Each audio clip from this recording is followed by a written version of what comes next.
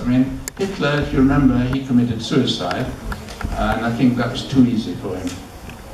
I think he should have been brought before a court of justice and treated in the same way as so many other war criminals were treated. Yes? Yes, I did. My aunt, my mother's sister, was one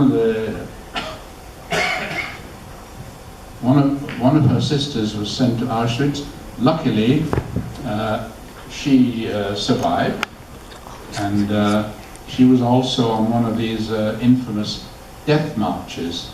I don't know if you've heard about these, but when the Russians were approaching Auschwitz in Poland, the Nazis slowly closed the camp and sent people westwards, away from the Russians, and they sent them on marches. And this was in January, December and January of 1945, the coldest time of the year, when people had to walk. Now, I know how terrible this is.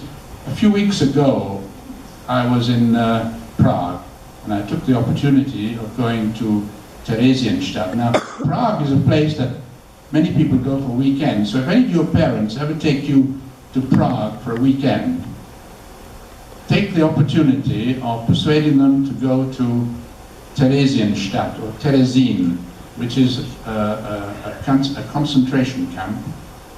It was a sort of transit camp, and it wasn't really a camp where they automatically murdered people like in Auschwitz, but it was a transit camp, and many Jews went there, and many Jews died there because it was really very, very hard.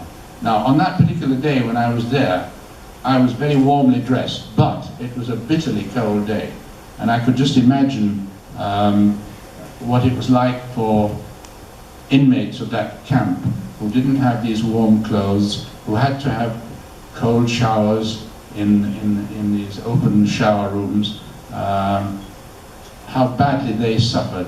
I mean, you could really feel it there. Yes? Let's say hypothetically you were a Jew and you were still in Germany. Yeah. How do you think, and from a German perspective, how do you think World War II would impact you and your family? If I was not a Jew? And you were still in Germany. From a German perspective, how do you think? Well, this changed, you know. At the start, of course, the Germans had been brainwashed very much. I mean, this again is the power of words. I come back to that. You know, the population of Germany had been brainwashed that they were the master race, and that people like Jews and the Roma and people who were mentally deficient and so on and so forth, they were there.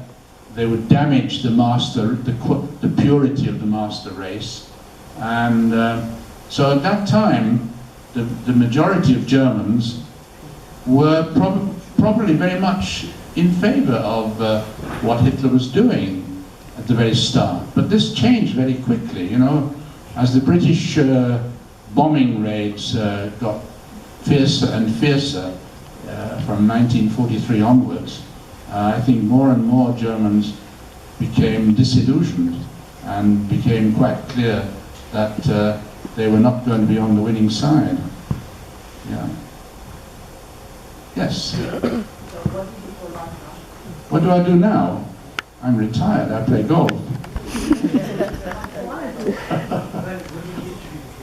I worked for a major British company which doesn't exist anymore, a company called ICI in the chemical industry, and I spent much of my working life actually living outside the UK, on the continent of Europe, in Germany, in France, in Switzerland, in Belgium, in Hungary.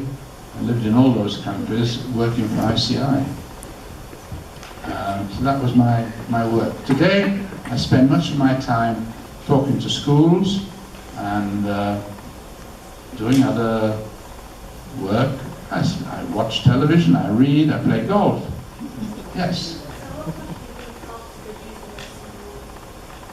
Again.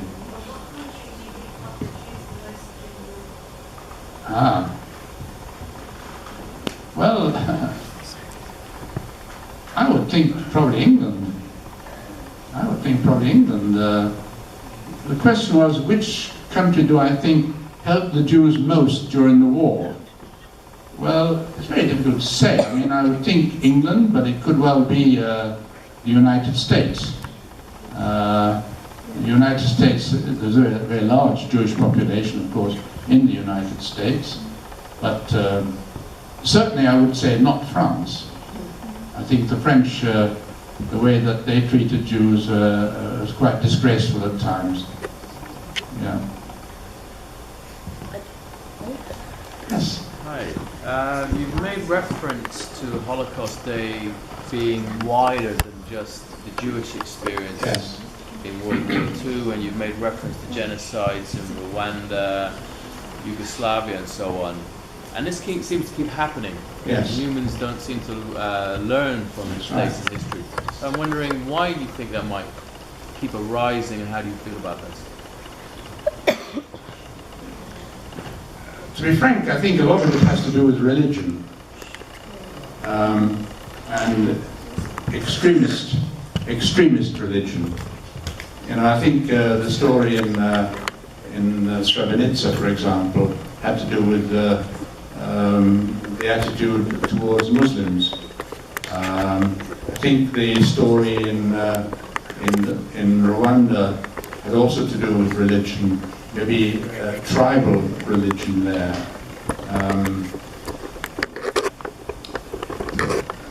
I think the situation today in Burma and Bangladesh, that also has to do with religion. And it is frightening, really, that religion brings out extremism to such an extent. And we see it in this country too, luckily to some small extent. But there are extremists on all sides.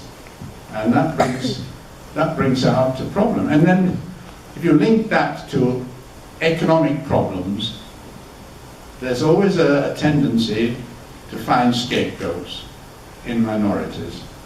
And that's part of it, I think. I don't know if that answers the question. That's my personal view. Are you hopeful or less hopeful that it doesn't keep happening?